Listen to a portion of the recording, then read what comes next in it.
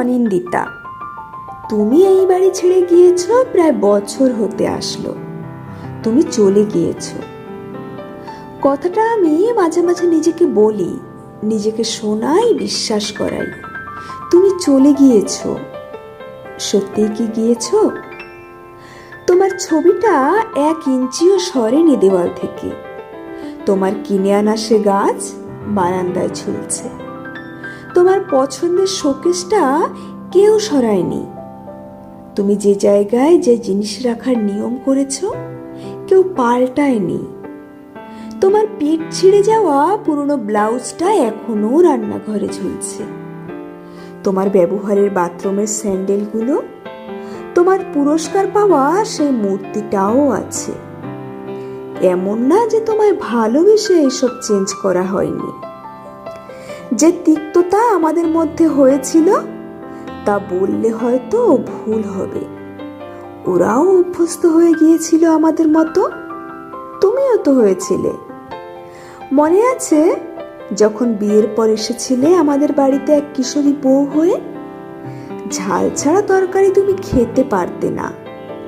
তবে ধীরে ধীরে আমরা অভ্যস্ত হলাম, নাকি তুমি হলে?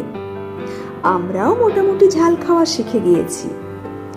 তোমার মনে আছে অনিন্দিতা, আমাদের যতই ঝগড়া হোক তুমি আমাকে আলাদা বিছানায় ঘুমোতে দিতে না।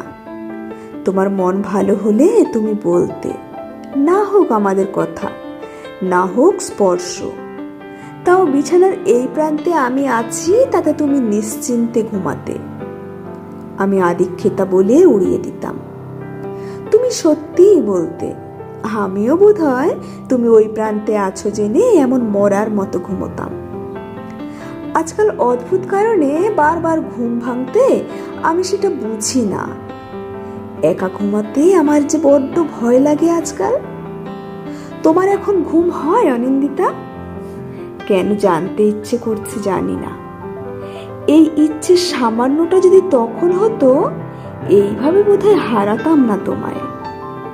তোমার কত অভিমান ছিল আমি এসে কোনো কথা বলি না। তোমার একা লাগে, আমার বিরক্তই লাগতো। এখনো আমি আগের মতো একই পরিমাণ কাজ করি, তবে ঘর ঢুকতে এত নিঃসঙ্গ লাগে কেন অনিন্দিতা? কারোর সাথে কথা বলার ইচ্ছেই আমার দম বন্ধ হয়ে আসে। তুমি বারবার জানতে চেয়েছিলে আমার শেষ মত কি এই সম্পর্কে। আমি ঘাড় বেঁকিয়ে বলেছিলাম, তোমার না পোষালে যাও। আমি বোকাই না ছিলাম অনিন্দিতা? আমি বুঝিনি তুমি চেয়েছিলে আমি তোমাকে আটকাই, খুব করে আটকাই। আমি আটকাইনি তোমায়। সেদিন আমার খারাপ লেগেছিল, তবে এখন আমি অপরাধ বোধে ভুগি। তুমি আমায় যে কতটা ভালোবাসতে তা বোঝার বোধ যদি হতো। আমি মাঝে মধ্যে নিজের মতো কল্পনা সাজাই। এই দূরত্ব, এই খারাপ লাগা আমি চাইলেই কমাতে পারি। তুমি রাগ করে বাপের বাড়ি আছো, কল দিলে ধরছো না, তবে ঠিকই বারান্দায় দাঁড়িয়ে আছো। আমায় দেখে ভেতরে গিয়ে আমার পছন্দের মাছটা ডিপ ফ্রিজ থেকে বের করে ভেজাতে দিয়েছো। আমি তোমার অভিমান ভাঙিয়ে নিয়ে আসলাম, আর কখনো কষ্ট দিলাম না। সাজাই, সাজাতে সাজাতে আমি ঘুমিয়ে পড়ি। একেবারেই যে গিয়েছো তুমি। আচ্ছা, ডিভোর্সের পর কি আবার এক হওয়া যায় না অনিন্দিতা?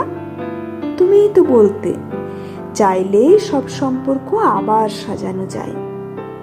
আমাদেরটা যায় না অনিন্দিতা? আজকাল আমার মন খারাপ হয়। আমার কেন যেন মনে হয় কেউ এসে আমায় বলুক, তুই এখনো অনিন্দিতাকে ভালোবাসিস। আমি হুড় হুড় করে কান্নায় ভেঙে পড়ি, আর হিচকি দিতে দিতে বলি, তোমাকে এখনো ভীষণ ভালোবাসি আমি অনিন্দিতা। ইতি অনিকেত।